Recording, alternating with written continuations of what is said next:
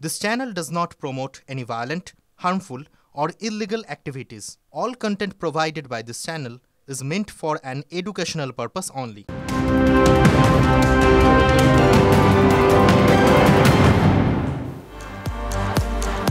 নমস্কার, দেখছেন TV 9 Bangla. Bengal breaking নিয়ে আপনাদের সঙ্গে আমি অনির্বাণ, আর আমার সঙ্গে আমি শর্মিষ্ঠা রয়েছি। আচ্ছা অনির্বাণ, আমাদের রাজ্যে বিভিন্ন জায়গা থেকে বেশ কিছু সময় অভিযোগ আসে যে লক্ষ্মীর ভান্ডারের টাকা পাচ্ছেন না, বা সরকারি প্রকল্পে আবাস পাচ্ছে না, বা রেশনের ফ্রিয়ে যে চাল ডালটা পাওয়ার কথা সেটাও পর্যন্ত পাচ্ছে না, তাই তো? ঠিক। কিন্তু জানো তো, বিদেশিরা এসে আমার রাজ্যে মানে আমার দেশে এসে সেই সমস্ত সুবিধা পাচ্ছেন, এরকমই তো আজকে বক্তব্য শুনলাম। মানে সরকারি প্রকল্পে ভাগ বসাচ্ছে বাংলাদেশি অনুপ্রবেশকারী, ব্যাংকের অ্যাকাউন্টে লক্ষ্মীর ভান্ডারের টাকা ঢুকছে। টিভি 9 বাংলায় চাঞ্চল্যকর স্বীকারোক্তি, বাংলাদেশি অনুপ্রবেশকারী 10 বছর আগে ভারতে এসেছিলেন, এখন SIR এর গুতোয় ফিরতে হচ্ছে অনুপ্রবেশকারী বাংলাদেশে। তবে রোকেয়া নন, খালি হয়ে যাচ্ছে ঝুপড়ির পর ঝুপড়ি। সাতক্ষীরা জেলা কেশর কাছে আধার কার্ড ভোটার কার্ড তৈরি করেছিল, ওই সবে করিলাম। ব্যাংকের অ্যাকাউন্ট করেছিলেন? ছিল। লক্ষ্মীর ভান্ডারে কত টাকা পেতেন? 500 টাকা পেতাম প্রথম, তারপরে দেয় কয়েকদিন 1000 টাকা দিয়ে দিল।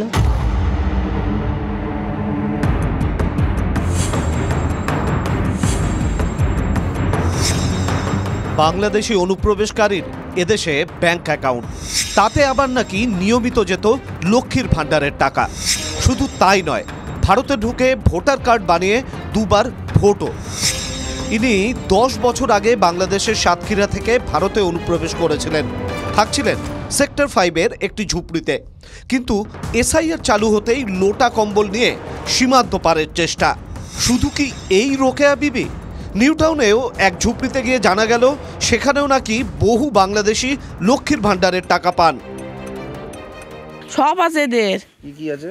আধার কার্ড আছে, রেশন কার্ড আছে, লক্ষ্মী ভান্ডারও আছে। এখন রাতারাতি ফাঁকা হয়ে গেছে সেই ঝুপড়ি। নিউ টাউনের হাইরাইজের পাশেই গড়ে উঠেছে অস্থায়ী ঝুপড়ির একটা বস্তি, নাম বাংলাদেশি কলোনি। মূলত অস্থায়ী ঝুপড়ি, যেখানে এরকম মাথা নিচু করে প্রবেশ করতে হয়, আর সেখানে ঝুলছে একের পর এক তালা। বেশিরভাগ বাড়িগুলোতে তালা। সবাই কি দেশে চলে গেছে? কোথায় চলে গেছে? সব দেশে চলে গেছে। বাংলাদেশে? হ্যাঁ। মধ্যম গ্রামের বিশ্বাস পাড়ার এক ঝুপড়ির ছবিটাও একই রকম। সেখানেও কর্পূরের মতো উবে গেছে বহু বাসিন্দারা। স্থানীয়রা বলছেন পলাতকরা বাংলাদেশি অনুপ্রবেশকারী। একের পর এক ঘর তালাবন্দি অবস্থায় রয়েছে, কারণ এই ঘরগুলোতে থাকতো বাংলাদেশি। কেউ 15 বছর, কেউ 20 বছর ধরে এই সমস্ত ঘরে থাকতেন। এই যে পাশে লাট করা নোংরা কোড়ানো রয়েছে, এই নোংরা কাগজ, কাটা কাপড় এইসব কুড়িয়ে নিয়ে এসে তারা বিভিন্ন জায়গায় বিক্রি করে দিতেন। স্থানীয় মানুষরা যেটা বলছেন, SIR ঘোষণা হতেই যে অবস্থায় ছিলেন সেই অবস্থাতেই কিন্তু পালিয়ে গেছেন। কারোর ছাতা এখানে ঝুলছে, কারোর গেঞ্জি মেলা রয়েছে, আবার কেউ বাচ্চার জুতোটুকু পর্যন্ত নিয়ে যেতে পারেননি। চলে গেছে বাংলাদেশি লোক ওরা। কিন্তু এরা সব গেলেন কোথায়? সুজয় পাল, দীপঙ্কর দাস ও সুমন মহাপাত্রের রিপোর্ট, টিভি 9 বাংলা।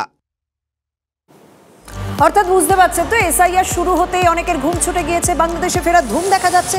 দালালের হাতে 5 থেকে 10 হাজার টাকা গুজলেই এপারে আসার লাইসেন্স পেয়ে গিয়েছিলেন। এভাবে কেউ এসেছে 10 থেকে 12 বছর আগে, কেউ এসেছে তারও আগে। এপারে এসে কেউ করতো দিন মজুরি, কেউ পরিচারিকার কাজ করতো। এতদিন ধরে বাংলায় অবৈধভাবে বসবাস করে গিয়েছে তারা। দেখেও কি এতদিন না দেখার ভান করে বসেছিল এই প্রশাসন? প্রথমে ছবিটা দেখুন, মাথায় পোটলা পুটলি, লোটা কম্বল, পিলপিল করছে মানুষজন। তার মধ্যে যেমন রয়েছে শিশুরা, তেমন মহিলারাও। সকলে ফিরে যেতে চান বাংলাদেশে। দিন দিন সেই সংখ্যাটা বেড়ে প্রায় 800। কেউ এখানে 2 দিন, কেউ 3 দিন ধরে অপেক্ষা করছেন। এটা উত্তর 24 পরগনার স্বরূপনগরের হাকিমপুর সীমান্ত। আমি রয়েছি, দেখো, হাকিমপুরে যে BSF এর আউটপোস্ট সংলগ্ন হোল্ডিং সেন্টার। তার কারণ নিয়ম রয়েছে, যারা অবৈধ বাংলাদেশি তাদেরকে পুশব্যাক করার আগে তাদেরকে হোল্ডিং সেন্টারে রাখা হয়েছে। আমরা হোল্ডিং সেন্টারের ছবিটা দেখাতে বলবো। আমার সহকর্মী রজত রয়েছে তোমার সঙ্গে, দেখতে পাচ্ছ যে এখানে অনেকেই রয়েছে, অসংখ্য রয়েছেন যারা বিভিন্ন জায়গা থেকে এসেছে। এদের কেউ বাংলাদেশ থেকে দালাল মারফত অবৈধভাবে ভারতে এসে শ্রমিকের কাজ করত, কেউ আবার পরিচারিকার কাজ করত। ভাঙাচুরু প্লাস্টিক বোতল রাস্তা দিয়ে টোকাতাম। কোন জায়গা সেটা? রাজাহাটের ভিতরে। ঢুকলেন কিভাবে? ঢুকলাম মানে দালাল মারফত করে আসলাম। রোজগারের আশায় তখন এপারে চলে এসেছিলাম। কিভাবে? দালাল দিয়ে? দালাল দিয়ে না, ওই কাঠের তেরা বেড দিয়ে মা বাবা চলে এসেছিলাম। কিভাবে এলেন? দালাল কত টাকা দালালি নিল? 8,000 টাকা দুজনে। কেউ তো আবার চোখের ডাক্তার দেখাতে এসেই রয়ে গেছেন 20 বছর ধরে। আমার চোখের ডাক্তার দেখানোর জন্য এখানে আসা হয়েছিল। 20 বছর ধরে আছেন? হ্যাঁ। 20 বছর ধরে আপনার ছেলে রয়েছেন চোখের ডাক্তার দেখাতে? আমরা এসেছিলাম, ডাক্তার দেখাইছি, এই ডাক্তার ওই ডাক্তার পাল্টাপাল্টি করে বয়তে 20 বছর লেগে গেছে। হ্যাঁ, তা সুরাইয়ার যেতে পারিনি। 20 বছর ধরে এই ডাক্তার ও ডাক্তার হচ্ছে। ডাক্তার দেখাইছে আর এই জায়গায় এমনি থাকছিল, আর বাবা কাজ করছিল। সুরাইয়ার ছিল লোক যেরকম আছে, আমরা এরকম ছিলাম। দালাল ধরে? হ্যাঁ। কিন্তু হঠাৎ সীমান্তে ভিড় জমিয়েছেন কেন? ভয়, এসআইআরের ভয়। এমনই ভয় যে কেউ কেউ বলছেন আর কোনোদিন দালাল ধরে ভারতে পা দেবেন না। শুনছি মানে দেশে এরকম হবে, সবাই চলে যাচ্ছে, বাংলাদেশের লোক কোনো থাকছে না। দালাল ধরে আসা সম্ভব না। এখন এসআই শুরু হচ্ছে, বাংলাদেশে রাখবে না। কিন্তু বাংলাদেশে ফিরতে এই স্বরূপনগরের হাকিমপুর সীমান্তে কেন ভিড় জমাচ্ছেন অনুপ্রবেশকারীরা? হাকিমপুর বাস স্ট্যান্ড থেকে কিছুটা এগোলেই বিএসএফ চেকপোস্ট, এবং বিএসএফ চেকপোস্ট থেকে 1 থেকে 1.5 কিলোমিটার দূরেই রয়েছে সোনাই নদী, তার ওপারেই বাংলাদেশ। এবং এই চেকপোস্ট অর্থাৎ হাকিমপুর চেকপোস্ট কিন্তু কোনো আন্তর্জাতিক সীমানা নয়, অর্থাৎ এখান থেকে বৈধভাবে পারাপার করা যায় না। কিন্তু এখানে এসআইআর শুরু হওয়ার পর থেকে এসআইআর আতঙ্কে অবৈধ বাংলাদেশি যারা বাংলাদেশ থেকে দীর্ঘদিন ধরে ভারতে এসে থাকছিল, তারা একে একে দেশ ছাড়তে শুরু করেছে। ধৃত অনুপ্রবেশকারীদের পুশব্যাকে বিশেষ নির্দেশিকা জারি করেছে স্বরাষ্ট্র মন্ত্রক। ধৃত অনুপ্রবেশকারীদের আঙুলের ছাপ এবং ছবি তুলে রাখতে হবে। জেনে নিতে হবে ধৃতদের পরিচয় ও ঠিকানা, এবং যাবতীয় তথ্য আপলোড করতে হবে স্বরাষ্ট্র মন্ত্রকের নির্দিষ্ট পোর্টালে। তারপর কিভাবে পুশব্যাক বিজিবির মারফত তাদেরকে হ্যান্ডওভার করা হবে এবং তাদেরকে বাংলাদেশে নিয়ে যাওয়া হবে। বিজিবির যে নৌকা নিয়ে আসবে, সেই নৌকার মাধ্যমে তাদেরকে সীমান্ত পারাপার করা হবে, অর্থাৎ ওপারে নিয়ে যাওয়া। স্বরূপনগর থেকে সুজয় পাল এবং দীপঙ্কর দাসের রিপোর্ট, TV9 বাংলা। রাজস্থান কেরলের পর এবার বাংলা। এসআইআর এর কাজের চাপে এক বিএলওর আত্মহত্যার অভিযোগ। এতদিন চলছিল সাধারণ মানুষের আত্মহত্যা নিয়ে টানাটানি। আত্মহত্যা করলেই এসআইআর এর ভয় নাকি আত্মহত্যা, এমনই নাকি তৃণমূল বলছিল বলে বিজেপির অভিযোগ। যদিও তৃণমূলের দাবি ছিল এই সবই আসলে এসআইআর আতঙ্ক। মালবাজারের রাঙামাটিতে মহিলা বিএলওর ঝুলন্ত দেহ উদ্ধার হল। ঘটনায় কমিশনকে নিশানা করেছেন মুখ্যমন্ত্রী স্বাভাবিকভাবেই। তদন্তে ইতিমধ্যে নেমে পড়েছে পুলিশ। জেলা শাসকের কাছে রিপোর্ট চেয়েছে কমিশন। এসআইআর এর কাজের চাপ, আর সেই চাপেই বিএলওর আত্মহত্যার অভিযোগ। রাজস্থান কেরলের পর এবার বাংলা। ঘটনাস্থল মালবাজারের রাঙামাটি। সেখানে বুধবার মণি এক্কা নামে এক বিএলওর ঝুলন্ত দেহ উদ্ধার হয়। মণি 101 নম্বর বুথের বিএলও ছিলেন। পরিবারের দাবি এসআইআর এর কাজের চাপ সহ্য করতে না পেরেই আত্মঘাতী হয়েছেন তিনি। बोल रहा था कि हमको जब से बीएलओ का अभी बार 24 में ये हुआ, उसका एकदम हम पूरा परेशान हो जा रहा हूँ। ना घर का काम कर रहा हूँ, ना ICDS का उधर का कागज बना नहीं सक रहा हूँ। ये एकदम उसका प्रॉब्लम है। रीजन देने के लिए तो वो जो जॉइंट वीडियो बोला कि तो आपका नाम है तो आपका नाम यहाँ से, और नहीं हटेगा आपको ही काम करना पड़ेगा। ICDS का तो प्रेशर था ही था, उसके बाद BLO का भी था। तो किस किस्म का BLO का किस किस्म का प्रेशर, थोड़ा सा बताइएगा। कोई फॉर्म बहुत ज्यादा था, करने के लिए अकेले पड़ जा रहे थे। আর এই ঘটনার সামনে আসতেই নির্বাচন কমিশনকে নিশানা করেছে মুখ্যমন্ত্রী। সোশ্যাল মিডিয়ায় তিনি লিখেছেন, এসআইআর এর কাজের অত্যধিক চাপের কারণে আত্মহত্যা করেছেন আদিবাসী মহিলা অঙ্গনওয়াড়ি কর্মী। এসআইআর শুরুর পর থেকে এখনো পর্যন্ত 28 জন প্রাণ হারিয়েছেন। নির্বাচন কমিশনের অপরিণত কাজের ফল আগে যেটা 3 বছরে হয়েছিল, সেটা রাজনৈতিক প্রভুদের খুশি করতে 2 মাসের মধ্যে শেষ করতে চাপ দিচ্ছে। অমানবিক আচরণ নির্বাচন কমিশনের। বৈধ ভোটার, তাদের উপর একটা চাপ, এই চাই ওই চাই, ওই হ্যান ত্যান, এই করতে গিয়ে আতঙ্কে অনেকে সুইসাইড করছেন বা অসুস্থ হয়ে মারা যাচ্ছেন। আবার বিএলওদের উপর একটা ভয়ঙ্কর চাপ তৈরি হয়েছে। কথায় কথায় হুমকি, এফআইআর করবো, অ্যারেস্ট করিয়ে দেবো। 2 মাস সময় নিয়ে এই জিনিসটা চাপিয়ে দেওয়া হচ্ছে। ওনাদের এখানে আত্মহত্যার এক ব্যামো চেপে বসেছে। এটা তৃণমূলের একটা নতুন রোগ হয়েছে, এসআইআর আতঙ্ক আর আত্মহত্যা রোগ। ওরা বড় ডাক্তারবাবুদের কাছে যান, গিয়ে পরামর্শ করুন এর কি ওষুধ পাওয়া যায়, আমাদের জানা নেই। বিএলওর অস্বাভাবিক মৃত্যুতে জেলা শাসকের রিপোর্ট তলব করেছে নির্বাচন কমিশন। এদিকে রাজ্যে এসআইআর এর ফর্ম বিলির কাজ প্রায় শেষ। সূত্রে খবর বুধবার সন্ধ্যে 6টা পর্যন্ত 99% বেশি ফর্ম বিলি করেছে নির্বাচন কমিশন। প্রায় 1.5 কোটি ফর্ম অ্যাপে নথিভুক্ত হয়ে গিয়েছে। রনি চৌধুরী ও শ্রাবন্তী সাহার রিপোর্ট, টিভি 9 বাংলা। আবাস দুর্নীতি নিয়ে এ রাজ্য বারবার সরগরম হয়েছে। শাসক বিরোধী তরজায় তপ্ত হয়েছে রাজনীতিও। ভোটের আগে দুর্নীতির গন্ধ এবার উত্তরবঙ্গে, তা আবার যে সে জায়গা নয়, মেখলিগঞ্জের ছিটমহলে একটা একটা করে চাঙড় খসছে আর উত্তাপ বাড়ছে, ছড়িয়ে পড়ছে দুর্নীতির মোটকা গন্ধ। লাইন দিয়ে দাঁড়িয়ে একটার পর একটা দোতলা বাড়ি, দেখতে টাউনশিপ ভাব। এটা আসলে মেখলিগঞ্জের ছিটমহল, সেটেলমেন্ট ক্যাম্প। নীল সাদা এই দেওয়ালে স্বপ্নের লাল নীল সংসার গড়ে তুলেছিল 96টি পরিবার, কিন্তু মাত্র কয়েক বছরেই স্বপ্ন নোনা দেওয়ালে আটকে গেছে।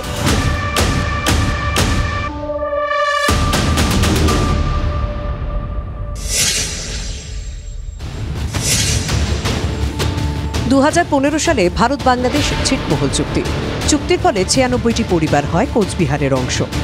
প্রথম ঠিকানা অস্থায়ী শিবির, 2019 সাল থেকে পাকা ঠিকানা উত্তর বড় হলদিবাড়ি গ্রাম পঞ্চায়েতের এই সেটেলমেন্ট ক্যাম্প।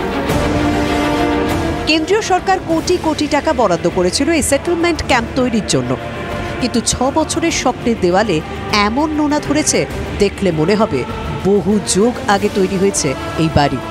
চাঙড় খসে পড়ছে, দরজা জানলার কাঠ নিখোঁজের তালিকায় নাম লিখিয়েছে। এই যে দেখতে পাচ্ছেন নোনা খসে পড়ছে, আর এইখানেই রয়েছে সুইচ বোর্ড, অর্থাৎ এখানে কিন্তু ইলেকট্রিসিটি কানেকশন রয়েছে, যা কিন্তু অত্যন্ত বিপজ্জনক অবস্থায় রয়েছে। বাসিন্দারা অভিযোগ তুলছেন ব্যাপক দুর্নীতি হয়েছে এই বাড়ি তৈরিতে, তাই 6 বছরেই এই হাল।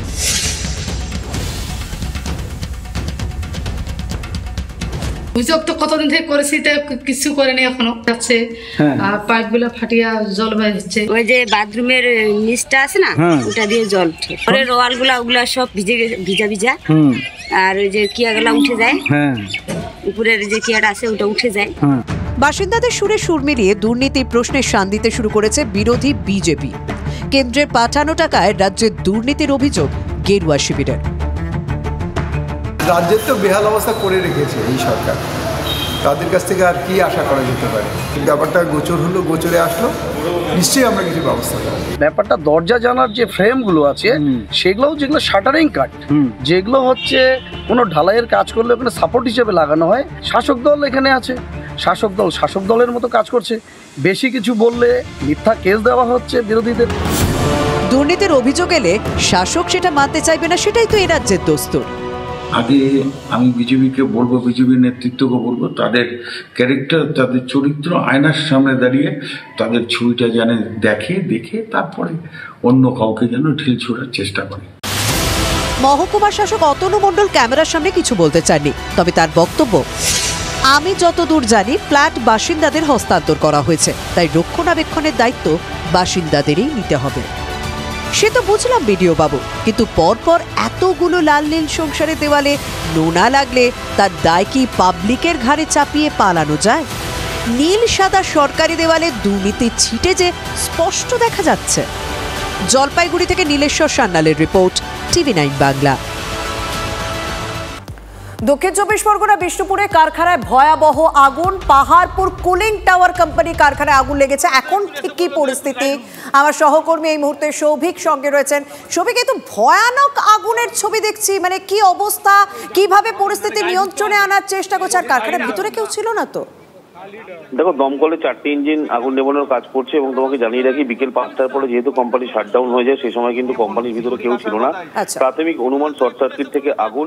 তবে যেহেতু এটি প্লাস্টিকের বিভিন্ন রকমের দ্রব্য তৈরির কারখানা, সেক্ষেত্রে প্লাস্টিকের বিভিন্ন রকমের মেটেরিয়াল সেখানে রয়েছে এবং প্রাথমিক অনুমান শর্ট সার্কিট থেকে আগুন লাগে এবং প্লাস্টিক থাকার কারণে অনেকটা সময় কেটে গিয়েছে। কিছুটা হলেও কি আগুন নিয়ন্ত্রণে আনা গিয়েছে? কারণ হ্যাঁ, একদমই। দেখো, আগুন ছড়াবার আর কোনো সম্ভাবনা নেই। পাশেও বেশ কয়েকটি কোম্পানি রয়েছে। প্রথম দিকে আতঙ্ক সৃষ্টি হয়েছিল, কিন্তু আগুন অ্যারেস্ট করা গেছে। দমকলে 4টি ইঞ্জিন কাজ করছে আগুন একদম বোঝা নেভানোর গেছে। চেষ্টা অনেক করছে। ধন্যবাদ সৌভিক। দাহ্য পদার্থ মজুদ থাকায় খুব দ্রুততার সঙ্গে আগুন ছড়িয়ে পড়ে। যদিও এই মুহূর্তে যা খবর রয়েছে কিছুটা হলেও পরিস্থিতি আয়ত্তে আনা গিয়েছে, আগুন আর ছড়াবে না বলে দমকল সূত্র মারফত জানা যাচ্ছে।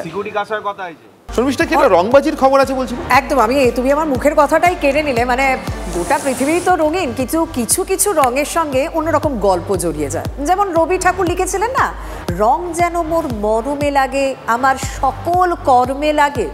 মালদার একটি পঞ্চায়েত অফিসের নীল সাদার গেরুয়া রং কারোর মরমে তো কারোর কর্মে লেগেছে। পঞ্চায়েত চালাচ্ছে কংগ্রেস, বিজেপি আর সিপিএম সবাই একসঙ্গে মিলে চালাচ্ছেন।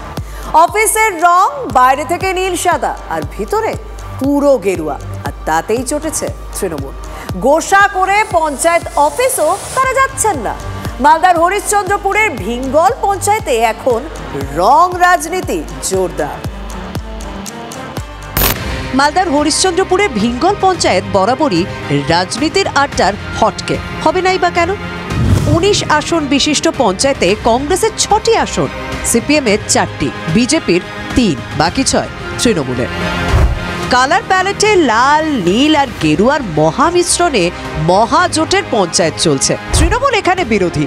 জোড়া ফুলের মারিরা বলছেন রাহুল গান্ধী গোটা দেশে বিজেপির মুন্ডপাত করে বেড়াচ্ছেন, সেখানে হরিশ্চন্দ্রপুরে ভিঙ্গলে বাম কংগ্রেস বিজেপি ভাই ভাই। তার উপর পঞ্চায়েত অফিসের রং বদলে বেজায় খাপ্পা তৃণমূলের সদস্যরা। বিজেপি এবং কংগ্রেস আমাদের ভিঙ্গল অঞ্চলে যে ভাই ভাই, সেটা আমাদের এখানে প্রমাণ করছে ওরা। সরকারি গাইডলাইন অনুযায়ী রং করা হয় নীল এবং সাদা, কিন্তু সেখানে টোটালটা গেরুয়া কালার হয়েছে। এলাকায় কান পাতলেই শোনা যাচ্ছে অফিস সৌন্দর্যায়নের জন্য কেন্দ্রীয় সরকার 7 লক্ষ টাকা দিয়েছিল, সঙ্গে নিজস্ব তহবিলের টাকা লাগিয়ে রং করিয়েছে পঞ্চায়েত। বাইরে নীল সাদা, ভিতরে গেরুয়া। পঞ্চায়েতের রাস্তাঘাট হোক বা না হোক, সরকারি ভাতায় টান পড়ুক বা না পড়ুক, সে সবের চেয়েও বড় অফিস রং করা। তা নিয়ে রাগ গোসারও অন্ত নেই। তৃণমূল সদস্যরা নাকি পঞ্চায়েত অফিসের চৌকাঠও পেরোচ্ছেন না। একটু নীল সাদা করেছে মানুষকে দেখাবার জন্য, কিন্তু ভিতরে আসলে হচ্ছে গেরুয়া কালার। আমাদের রংটা যদি চেঞ্জ না হয় তাহলে আমরা আন্দোলনের মাধ্যমে আমরা কিন্তু বুঝিয়ে দেব। তৃণমূল কংগ্রেস বিজেপিকে দেখে তো ভয় পাচ্ছিল, কিন্তু এখন রংকে দেখে ভীত সন্ত্রস্ত হয়েছে। তাহলে গেরুয়া রং তো ত্যাগের প্রতীক। যেদিন আমরা রং সিলেক্ট করতে যাই সেদিন 2বার 3বার করে আমি ফোন করেছি যে রংটা নিতে যাব, চল সঙ্গে চল। যাই হোক, উনি যেতে পারেননি। সবাই মিলেমিশে আমরা ভোটটা চালাই। তোকে এটাকে নিয়ে এই রাজনীতি করাটা ঠিক না। মতাদর্শ ভেদে রাজনৈতিক দলের পৃথক পরিচিতি প্রকাশের জন্যই রঙের ব্যবহার। শুরুটা হয়েছিল ফরাসি বিপ্লবের সময় থেকে। ব্রিটেনে এই প্রয়োগ শুরু 18 শতাব্দীর গোড়ায়। আমাদের দেশেও যত দল তত রং। মজার ঘটনাও আছে, যেমন একসময় বাম ঘেঁষা কংগ্রেসি নেতাদের তরমুজ বলে ডাকতেন মমতা বন্দ্যোপাধ্যায়। মানে যার বাইরে সবুজ ভিতরে লাল, হালে সবুজ আর লাল ফিকে, চোখ টানছে নীল সাদা আর গেরুয়া।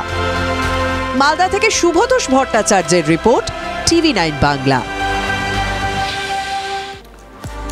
চাঁদমারির নাম সংখ্যালঘু ভোট। তৃণমূলের আধিপত্যে থাকা যে ভোট ব্যাংকে থাবা বসাতে বিহার ভোটই কি অনুঘটক হিসেবে কাজ করছে বা করবে? বাংলা ঘেঁষা বিহারে পর পর আসন জেতার পরই সংখ্যালঘু প্রধান মুর্শিদাবাদে এবার তাস ফেলতে শুরু করেছে আসাদউদ্দিন ওয়েসির দল, যার প্রথম কার্ডের নাম অধিকার যাত্রা। বাংলায় এখন অধিকার যাত্রা ছড়াছড়ি সবাই করবেন। বামেলা করবেন, শুভেন্দু অধিকারী করবেন, আসাদউদ্দিন ওয়েসিও করবেন। অধিকারের কথা বলে মুসলিম ভোটের অধিকার নেওয়াটাই কি আসল লক্ষ্য মিমের? নভেম্বরের শেষেই আমরা মুর্শিদাবাদে অধিকার যাত্রা করব। সংখ্যালঘু প্রধান জেলায় মুসলমানদের বঞ্চনার অভিযোগ নতুন কি? নতুন যেটা হলো বঞ্চনা প্রসঙ্গ উস্কে দিয়ে আরও একটি রাজনৈতিক দলের নতুন করে আস্ফালন, যার জমি তৈরি করেছিল সদ্য শেষ হওয়া বিহার ভোট। বাংলার একদম পাশে কিষানগঞ্জ, কোচাধামন, আমোর, ওয়েসি, বাহাদুরগঞ্জ, ঠাকুরগঞ্জ, বলরামপুর, প্রাণপুর ও মনিহারি বিধানসভা। এবারের ভোটে 9টি আসনের মধ্যে 5টিতে একতরফা জেতে মিম, 2টিতে কংগ্রেস, 1টি করে আসনে জেতে বিজেপি ও চিরাগ পাসওয়ানের দল। বিহারের সংখ্যালঘু প্রধান আসনগুলিতে সাফল্যে ভর করে মুর্শিদাবাদে ঝাঁপাচ্ছে মিম, যে জেলায় মুসলিম ভোট প্রায় 65%। যেখানে 22টি আসনের মধ্যে 17টিতেই মুসলিমরা সংখ্যাগুরু। সেই মুর্শিদাবাদ জেলায় এই নভেম্বরে শুরু হচ্ছে মিমের অধিকার যাত্রা। যাত্রা শেষে মুর্শিদাবাদের সভা করার কথা হয়েছে। নভেম্বরের শেষেই আমরা মুর্শিদাবাদে অধিকার যাত্রা করব। এই যাত্রা মুর্শিদাবাদের 22 সিটে আমরা পৌঁছাবো এবং বীরভূম, মালদহ, উত্তর দিনাজপুর, দক্ষিণ দিনাজপুর এই যাত্রা 1 মাস আমাদের যাত্রা চলবে। বিহারে ফল পেরোতেই মুর্শিদাবাদে মিমের পার্টি অফিসে বাড়ছে ব্যস্ততা। বিশেষত তৃণমূল ছেড়ে মিমে যোগদানের প্রবণতা বাড়ছে। লোহা গরম থাকতে থাকতেই অধিকার যাত্রা এগিয়ে নিয়ে যেতে চায় ওয়াইসির দল। মিমের এই গাঝারা ভাব কি গাত্রদাহের কারণ হতে পারে তৃণমূলের? 26-এর বিধানসভা সামনে যেহেতু আছে, এখন অনেক কিছুই দেখতে পাবেন। মিম নয়, তাছাড়া আরও যদি কোনো দল থাকে, সেই দলগুলো যারা বিজেপির বি টিম হিসাবে কাজ করে তারা কিন্তু মাঠে ময়দানে নেমে পড়েছে। অবিজেপি দলগুলি বারবার দাবি করে মিমের ভোট কাটাকুটিতে বিজেপির সুবিধা হয়েছে। মুর্শিদাবাদ জেলাতেও সেই ভাষ্য বদলায়নি। মিম ওখানে আসা মানে হচ্ছে যে একটা অংশের যারা বিভিন্নভাবে বিভ্রান্ত করবার চেষ্টা করবে। সংখ্যালঘু সম্প্রদায়ের একটা বড় অংশের ভোট টিএমসি পায়, সেখানে যদি মিম বা মুসলিম লীগ বা আরও কেউ এসে যদি সেখানে ভোটে থাবা বসায়, তার পরিণাম নিশ্চয়ই ভারতীয় জনতা পার্টির পক্ষে ভালো হতে পারে। 2021 বিধানসভা ভোটেও অবশ্য মিম চেষ্টা চালিয়েছিল মুর্শিদাবাদে, তবে সাগরদিঘিতে 2% নিচে, জলঙ্গিতে 1% কম ভোট পায় মিম। আর 2023 পঞ্চায়েত ভোটে মুর্শিদাবাদ জেলায় 30 স্তর পঞ্চায়েত মিলিয়ে 35,000 ভোট পায় ওয়েসির দল। লালগোলার একটি গ্রাম সংসদে যেতে তারা। हम लोग तो मेहनत करेंगे, हम लोग तो सीमांचल की जनता ने, अल्लाह सुब्हाना व तआला ने हमको उनके ज़रिए से बड़ी इज्जतों से नवाजा, बड़ी कामयाबी हमारी हुई। हम अपनी पार्टी को मजबूत करेंगे। ঝাঁকে ঝাঁকে না হলেও অল্প স্বল্প ঘুরে উঠছে মুর্শিদাবাদের আকাশে। বীরভূম, মালদা, 2 দিনাজপুরও রয়েছে রুটে। সংখ্যালঘুদের রুট ধরেই কি সব মূল ছিন্নমূল করে দেওয়ার ছক ভিতরে ভিতরে? মুর্শিদাবাদ থেকে কৌশিক ঘোষের রিপোর্ট, TV9 বাংলা। রাজনীতির রত্ন অনেক দেখলেন, এবার কলা বেচা মানে আজও কলা গাছের গপ্প বলবো। গাছ 7 ফুট কিন্তু কাঁদি তার অনেক বড়। নদিয়ার ফুলিয়ার আছে এমনই এক বাঞ্ছারামের বাগান। পর্দার বাঞ্ছারামের মতো বাস্তবের বাঞ্ছারামও বাগান অন্তপ্রাণ। সেই ভালোবাসার নমুনাটা দেখুন। গাছের থেকে বড় কলার কাঁদি, এতটাই বাড়ন্ত যে মাটি খুঁড়ে কলার জন্য জায়গা করে দিতে হয়। এক কাঁদিতে অগন্তি কলা 4 মাস আগে থেকে ধরেছিল ফলন, তার থামার লক্ষণ নেই। বিস্ময় কলা গাছের ঠিকানা নদিয়ার ফুলিয়ার পরেশনাথপুর। কর্ণাটক থেকে অন্য ধরনের প্রজাতির এই কলা গাছ এনেছিলেন ফুলিয়ার এক ব্যক্তি, কিন্তু তার বাগানে খেল দেখা যায়নি। সেই কলা গাছের থেকে বেরোনোয় একটি চারা নিয়ে আসেন নিরঞ্জন সরকার। নিয়মিত জল, সার আর আরো খেয়াল রেখেছিলেন, তাতেই তার 16 কলা পূর্ণ। আদর করে অবাক কলা গাছের একটি নামও রেখেছেন বৃদ্ধ। এটা তৈরি করতে ঠিক নিজের সন্তানের মতোই করতে হয়, মানে যত দিকে শুনে রাখা, কোনো পোকামাকড় লাগলো কিনা দেখা। এই নামটা রেখেছি আমি ভূমি চুম্বন হাজারি কলা। নিরঞ্জন তথাকথিত চাষার বেটা নন। একসময় সরকারি চাকরি করতেন, কিন্তু হৃদয়ে ছিল গাছপালা। একটু একটু করে নার্সারিতে হাত পাকান। এখন তার জমিতেই 7 ফুট গাছে 12 ফুট কাঁদি। যত্ন করতো ছোটবেলা থেকেই, ওই জন্য নিশ্চয়ই উনি পারবেন, আমি জানতাম। এই হাজারি কলা গাছটা খুব এমন সুন্দর মানে তৈরি করেছেন, এত বড় যে কাঁদিটা, এটা আমরা কিন্তু কখনো দেখিনি। কৃত্তিবাস ওঝা তাঁতের শাড়ি নিয়ে ফুলিয়ার গর্বের শেষ নেই। ফুলিয়াবাসীর অহংকারের জায়গাটা আরো বড় হলো। নদিয়া থেকে মহাদেব কুণ্ডুর রিপোর্ট, TV9 বাংলা।